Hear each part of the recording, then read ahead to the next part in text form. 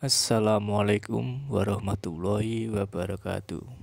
Jumpa lagi di Kata Filsafat. Penyebab tidak bahagia sudah tuntas.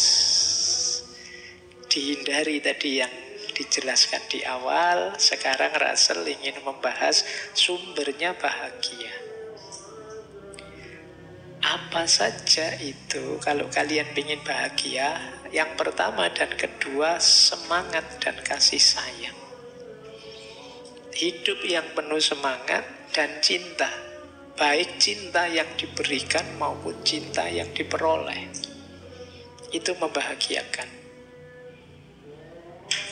Kalau kalian bersemangat kan bahagia. Caranya gimana untuk semangat? Kata Russell, semangat itu rasa haus meluap-luap untuk meraih sesuatu. Caranya gimana untuk bisa semangat? Minat, keinginan.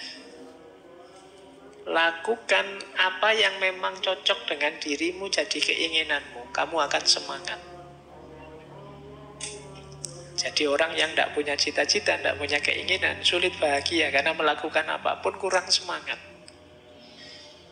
Tegaskan keinginanmu, kejarlah, raihlah, itu mesti semangat. Tapi kalau kalian tidak punya target apa-apa, sulit untuk bisa semangat. Sementara sumbernya bahagia itu kan semangat. Kalau kalian ingin melakukan sesuatu yang sudah kalian target, meskipun capek, meskipun lelah, keluar biaya, itu ya kalian bahagia. Nah, pupuklah semangat. Plus cinta, kasih sayang. Kenapa cinta penting? Kalian akan tambah semangat kalau dalam meraih keinginan tadi didukung dengan cinta dan kasih sayang. Ada yang mendukungmu karena cintanya padamu. Mungkin orang tuamu, mungkin sahabatmu, mungkin temanmu, tetanggamu. Ya kan, pacari tonggone dewi kan dukungan dari tetangga. Jadi dukungan kasih sayang itu menguatkan semangat. Maka pupuklah semangat dengan punya cita-cita, punya keinginan. Kata Russell, salah satu penyebab utama kurangnya semangat adalah perasaan bahwa seseorang tidak dicintai. Sedangkan sebaliknya, perasaan dicintai meningkatkan semangat lebih dari apapun. Jadi cintailah dan carilah cinta. Yang dicintai itu kan berarti kalian mendapatkan cinta. Mendapatkan cinta itu luar biasa rasanya. Sama semangatnya dengan ketika kalian mencintai. Kalau sudah jatuh cinta itu kan semangatnya sudah luar biasa, meledak-ledak. Di situ Russell menjelaskan, seorang anak yang tidak diberi kasih sayang orang tuanya karena alasan apapun, mungkin saat besar dia akan jadi penakut, tidak suka berpetualang, dipenuhi ketakutan dan rasa mengasihani diri sendiri, dan tidak lagi mampu menghadapi dunia dalam suasana eksplorasi. Ini salah satu contoh.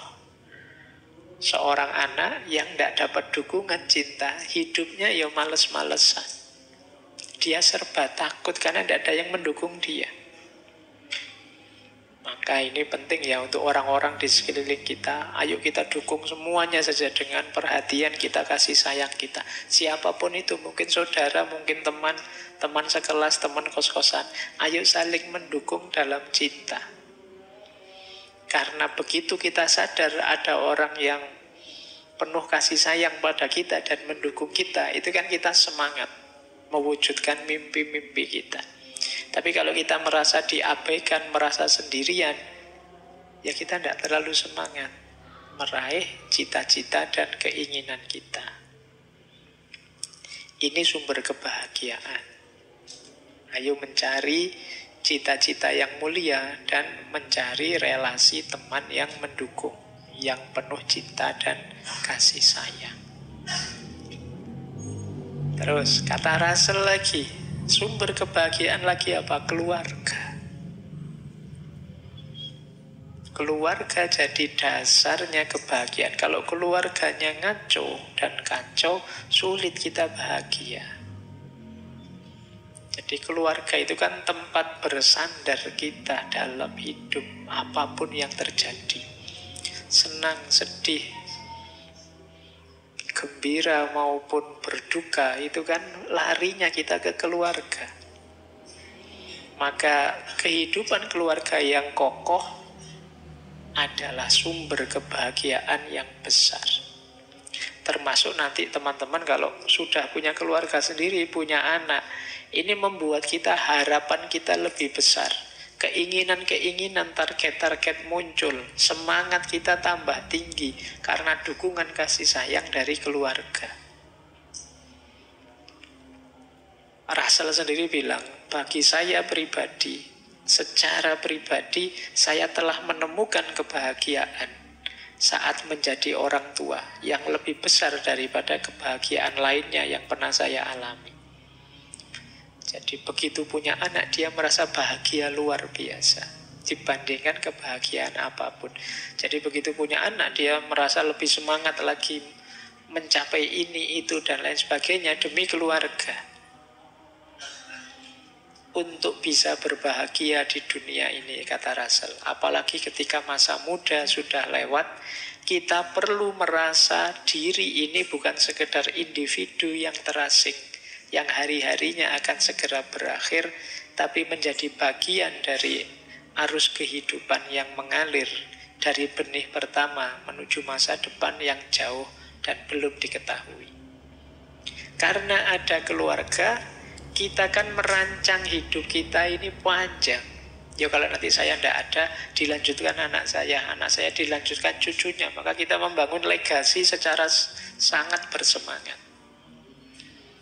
Usia kita terbatas, tapi keluarga kita nanti yang melanjutkan estafet perjuangan kita. Ini membuat orang bersemangat.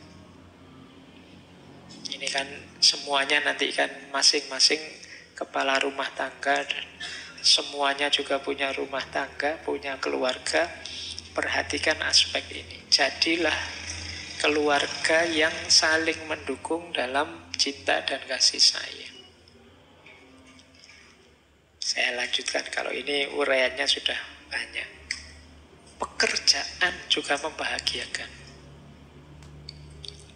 Jadi pekerjaan itu membuat kita punya harga diri dan sekaligus membuat kita bahagia, kata Russell. Kita jadi masyarakat yang produktif. Jadi asalkan, kata Russell begini, asalkan pekerjaannya tidak berlebihan, tidak terlalu menyiksa diri, memaksa diri. Bahkan pekerjaan yang paling membosankan pun bagi kebanyakan orang tidak terlalu menyakitkan dibandingkan bermalas-malasan. Jadi meskipun kerjaannya itu capek, membosankan, itu lebih mending daripada nganggur, sederhananya itu. Jadi mungkin berkebalikan dengan beberapa prinsip teman-teman, tapi kata Russell begitu. Karena paling tidak kalau kita ada pegangan pekerjaan, kita masih punya pride sedikit banyak. Kalau ditanya orang, kerjaannya sekarang apa? Itu kan bisa dijawab. Tapi kalau tidak, kamu nanti tolak-tolak bingung. Wah, saya sekarang sibuk apa? Sibuk nganggur. Itu kan tidak enak jawabnya. Nah, kata dia, dibandingkan bermalas-malasan, meskipun pekerjaannya sangat membosankan, tapi lebih mending secara sosial. Nah, ini makanya tadi saya bilang paradigmanya Russell ya rasional saja, realistis. Dan memang bekerja itu adalah hal yang diinginkan. Yang pertama dan terutama sebagai pencegah kebosanan. Karena kebosanan yang dirasakan seseorang ketika ia melakukan pekerjaan tidak ada artinya dibandingkan kebosanan yang dirasakan ketika ia pengangguran. Kan beda ya rasanya. Kamu bosan kenapa? Saya bosan Pak kerja terus. Lah kalau kamu bosannya saya bosan Pak nganggur terus. Itu kan rasanya beda. Yang pertama diinginkan, yang kedua tidak diinginkan. Di sederhananya pekerjaan itu membuat kita percaya diri, itu yang membahagiakan. Tidak punya pekerjaan membuat kita agak minder. Dan bagi Russell, tanpa harga diri, kebahagiaan sejati hampir tidak mungkin terjadi. Dan orang yang malu dengan pekerjaannya sulit mendapatkan harga diri. Intinya, pekerjaan juga adalah sumber kebahagiaan. Selain keluarga, selain semangat dan kasih sayang. Ada lagi sumber kebahagiaan apa? Kepentingan impersonal. Kepentingan impersonal itu hal-hal sederhana, santai untuk ngisi waktu luang yang membuat kita rileks, tidak tegang. Tidak serius seperti ngurus keluarga, pekerjaan, keuangan, tidak begitu. Kalau di Russell, kepentingan impersonal itu contohnya membaca buku, nonton pertandingan, pergi ke teater, bermain golf, ya karena mungkin Russell kan bangsawan. Jadi aktivitas rileksnya itu baca buku, nonton pertandingan, pergi ke teater, ini biaya semua ini. Bermain golf. Yo kalau kita ya mungkin nongkrong di angkringan, pagi-pagi ngopi, santai, nonton orang lewat, itu yang gratis-gratis saja lah. Tapi kan santai. Jadi yang tidak tegang. Ini yang disebut kepentingan impersonal. Nah, ini agak lawannya tadi. Kalau tadi kan disuruh serius bekerja, ya tapi jangan kerja terus lah. Ada santainya. Itu cirinya orang bahagia. Bahkan kata Russell, lebih baik tidak melakukan apa-apa daripada melakukan perbuatan jahat.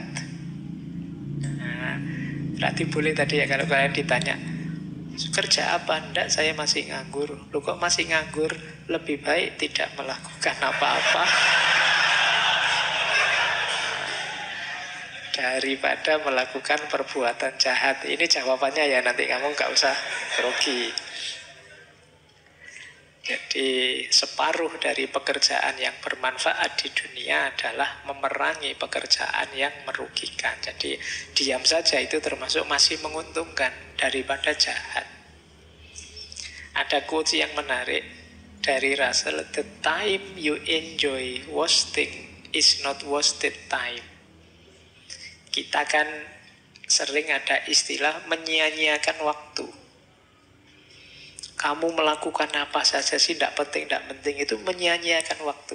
Tapi kalau kita bisa menikmatinya, itu bukan wasting time, kata Russell. Yaitu kepentingan impersonal tadi. Kamu kok seharian main game saja. Loh, tapi saya senang bisa menikmati. Itu bukan wasting time. Di time you enjoy wasting is not wasted time. Jadi di sini dia menegaskan, kalau bahasa hari ini mungkin harus selalu ada me time, waktu ketika kita menikmati diri kita sendiri. Me time bukan waktunya beli mie. Jadi waktunya kita menikmati diri sendiri. Kalau anak kos kan memang makanannya Indomie terus jadi sedikit-sedikit me time, sedikit-sedikit me time. Ya, me time itu waktumu menikmati waktu, menikmati keseharianmu. Yo istirahat, yo senang-senang, tapi tetap jangan lupa kerja, jangan lupa keluarga yang baik, jangan lupa bersemangat menarget cita-cita dan lain sebagainya. Ini sumber kebahagiaan. Harus ada ininya. Orang yang tegang terus, kenceng terus, insya Allah tidak bahagia sebenarnya, dia capek hidupnya. Tapi kalau serius, ada santainya, ya serius, ya ada santainya, itu hidup yang lebih membahagiakan. Nah, ada lagi sumber kebahagiaan, yaitu apa? Keseimbangan antara upaya dan kepasrahan. Jadi kalau bahasa agama ini seimbang antara ikhtiar dan tawakal. Ini Yohana Russell bukan muslim, ya tidak pakai istilah ikhtiar dan tawakal. Ini maksudnya sama. Meskipun ini dasarnya rasional saja. Ini yang disebut jalan tengah. Ini ada kalimat menarik, saya potongkan. Jalan tengah antara upaya dan pasrah. Mengambil jalan tengah adalah sebuah ajaran yang tidak menarik. Kenapa tidak menarik? Karena biasanya normalnya manusia itu berupaya mati-matian sampai akhir. Jadi kalau ada pasrahnya itu tidak terlalu menarik. Tapi kata Russell, namun kebenaran memang tidak selalu menarik. Dan ada banyak hal yang dipercaya orang lantaran menarik, meskipun kenyataannya sangat sedikit bukti yang mendukungnya. Kalau dasarnya hanya menarik, mungkin banyak yang kita anggap benar, ternyata tidak benar. Jalan tengah itulah yang dimaksud di sini. Jadi jalan tengah itu mungkin doktrin yang tidak menarik, tapi secara umum doktrin itu benar. Kenapa benar? Karena kita ini tidak menguasai sepenuhnya hidup kita. Kita tidak bisa memastikan kalau saya rajin mesti nilai saya tinggi. Kita tidak bisa memastikan kalau saya kerja keras mesti kaya. Maka jalan tengah ini yang kita ambil. Ya ada upayanya, tapi juga ada pasrahnya. Jadi tidak semuanya disatukan, pokoknya usaha terus mesti sukses, enggak juga. Ada banyak orang berusaha ya enggak sukses. Ada yang santai enggak berusaha malah sukses. Dan itulah hidup. Maka harus tengah-tengah. Ya ada upayanya, ya ada pasrahnya. Ini penting, kalian harus ngerti kapan momen untuk pasrah, kapan momen untuk upaya. Jangan waktunya upaya kamu pasrah, waktunya pasrah kamu berupaya. Saatnya menyerah kamu berjuang. Kemarin saatnya berjuang kamu santai, menyerah. Waktunya nembak kamu diam saja. Ditembak orang mau kawin baru kamu heboh. Ya sudah telat. Jadi kamu harus tahu batasnya upaya dan pasrah. Orang bijaksana itu, kata Russell, walau dia tidak akan diam menghadapi kesulitan yang dapat diatasi, namun dia tidak akan membuang waktu dan emosi untuk menghadapi hal yang tak dapat dihindari. Ya kalau memang sudah tidak bisa dihindari, ya sudah, tidak perlu mati-matian menghindari. Tapi kalau bisa diubah, yuk ayo kita ubah. Mungkin teman-teman dulu masih ingat waktu kita sesi doa itu. Jadi ada doa yang luar biasa, yaitu kita berdoa yang pertama, minta diberi kekuatan untuk mengubah apa yang bisa diubah. Minta diberi kesabaran untuk menerima apa yang tidak bisa diubah. Dan yang ketiga, minta diberi kebijaksanaan untuk bisa membedakan keduanya. Jadi bijaksana itu kamu ngerti, ini bisa diubah, maka saya harus berupaya. Oh ini tidak bisa diubah, saya saatnya pasrah saja. Kalau kalian ngerti rumus ini, insya Allah hidupmu bahagia. Jadi kamu ngerti batasnya. Baik, nah kalau tadi sudah yang membuat tidak bahagia apa, yang membuat bahagia apa. Sekarang kita rangkum ya dari narasi-narasi di buku tadi. Bagaimana sih kemudian kita menaklukkan kebahagiaan itu? Yang pertama, ternyata untuk bisa bahagia, kita harus mampu menghancurkan egoisme dan menganggap diri kita sebagai manusia normal saja. Ini penting menurut saya ya. Menghancurkan egoisme itu yang tadi. Rasa benar, rasa penting, rasa tinggi, rasa hebat. Ini semua ego. Lebih kondusif kita merasa sebagai manusia biasa saja. Iya, saya punya kelebihan, tapi ya ada kekurangannya. Iya, saya ngerti bidang ilmu ini, tapi banyak bidang ilmu yang lain yang saya tidak bisa. Iya, saya ini manusia yang ada hal-hal yang dikagumi orang, tapi sebenarnya banyak juga dalam diri saya hal-hal yang memprihatinkan. Ini namanya hidup sebagai manusia normal saja. Jadilah manusia biasa saja. Ini lebih membahagiakan. Karena kalau kita mengidentifikasi diri kita dengan ego-ego besar tadi, jangan-jangan lelah hidup kita. Karena identifikasi sesuatu itu kan implikasinya kita harus begitu terus. Misalnya teman-teman mengidentifikasi, saya ini Pak, santri Pak, saya ini orang soleh loh Pak. Oh itu kan terus abot kan, kamu kapanpun harus acting sebagai orang soleh. Nanti dengar adzan, wah ke masjid ini. Terus nanti dengar, terus kamu dituntut begitu. Mending tidak usah woro-woro, tidak usah deklarasi, biasa saja. Yes, kalau mau ke masjid. Kalau mau melakukan kebaikan, lakukan saja. Tidak usah dengan memberi label atribut yang memberatkanmu sendiri.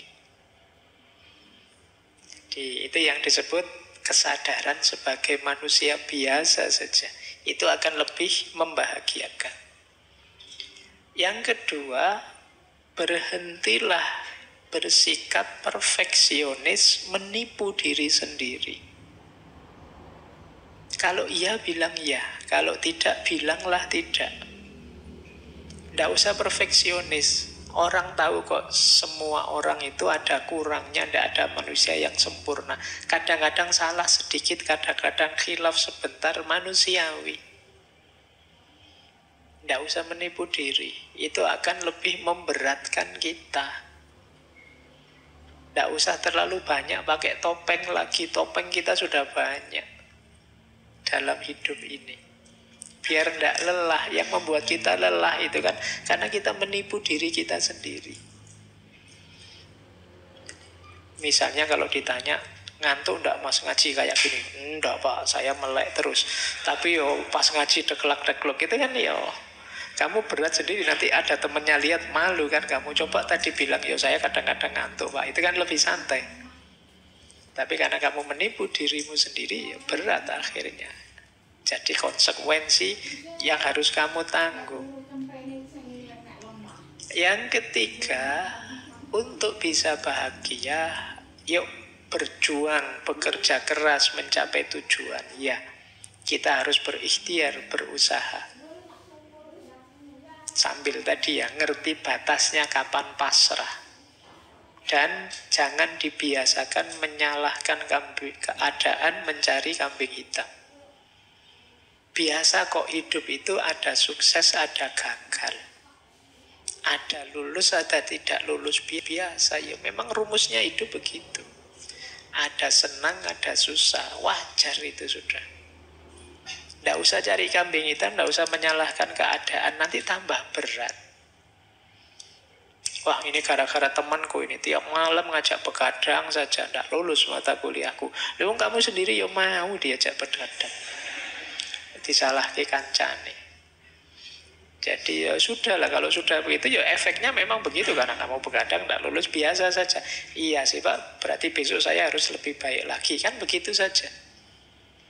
Tanpa harus rasa bersalah berkepanjangan, merasa berdosa berkepanjangan. Cukup kamu sesali, kamu perbaiki ke depannya biar lebih bagus. Ini hidup yang lebih membahagiakan. Tidak terlalu bertele-tele. Apalagi kamu terus menyangkal, denial, nyari-nyari alasan.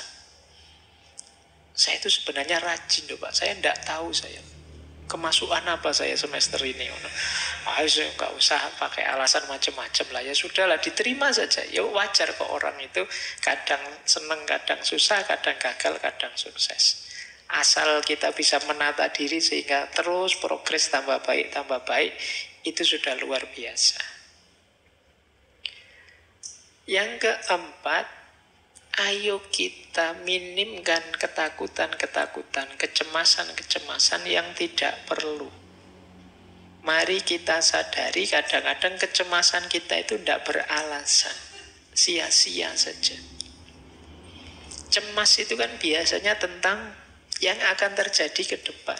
Yang akan terjadi ke depan kita tidak tahu. Biarlah jadi rahasia nanti. Yang penting sekarang kita berikhtiar semampu kita, sebaik yang kita bisa. Itu saja sudah. Jadi hilangkan khawatir ini, khawatir itu. Pak, saya besok kira-kira ada jodohnya enggak ya Pak? Saya kok sampai semester gini rasanya enggak ada yang mau sama saya. Sudah usah dipikir itu. Jodoh di tangan Tuhan sudah. Yo, kecuali kamu cuek, enggak ngurusi, ya bisa saja nanti lepas Tuhan, lepas tangan. Jadi dong kamu sendiri ditawari bolak-balik yo kesuwen mikire. Jadi ayolah, tidak usah khawatir. Kamu boleh sekali-sekali kamu tulis ya kekhawatiranmu yang mencemaskanmu apa. Tulisan wis. Khawatir ini, khawatir itu, khawatir ini, khawatir itu. Sekarang mulai banyak. Kemarin saya baca orang kena gejala penyakit psikosomatis. Jadi kecemasan di pikiran yang mengefek ke sakit fisik beneran. Nah, mungkin lambung lah, mungkin vertigo lah, mungkin apalah, namanya psikosomatis. Jadi kalian jangan terlalu banyak overthinking, jangan terlalu banyak mikir yang aneh-aneh, cemas yang tidak perlu. Nanti jadi penyakit. Jadi ternyata tidak selalu sakit fisik berpengaruh ke jiwa. Sebaliknya sakit jiwa bisa juga berpengaruh ke fisik. Kalian kan kalau sedang stres apa gitu kan rasanya tubuhmu ya lemes, tidak bisa diajak apa-apa, tidak bergairah ngapa-ngapain saja. Itu berarti dari psikis ke fisik. Yang itu jumlahnya tambah banyak. Sekarang psikiater, psikolog itu tambah laris hari ini. Banyak yang stres, banyak yang depresi, tingkat sakit jiwa meningkat, tingkat depresi, bahkan tingkat bunuh diri juga tiap tahun meningkat terus. Nah, terus mari kita sadari dalam hidup ini isinya ada yang penting, ada yang tidak terlalu penting.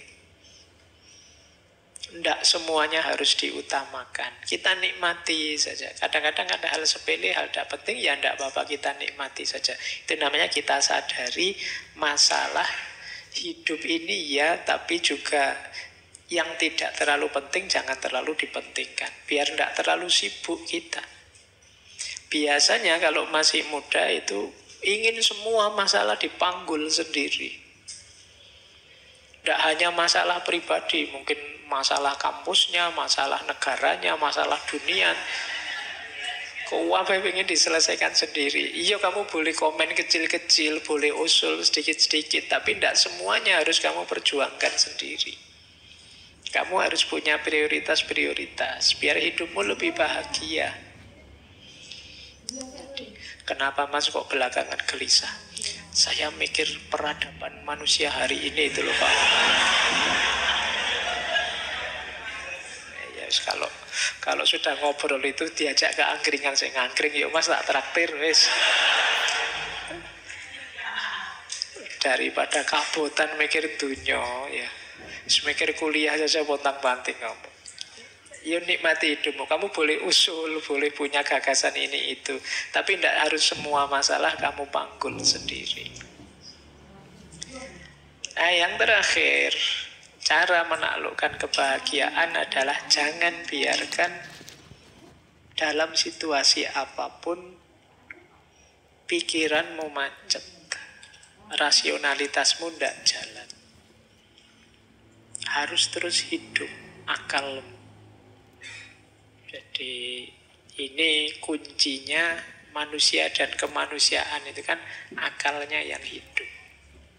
Jangan dibiarkan kalian menjalani hidup autopilot.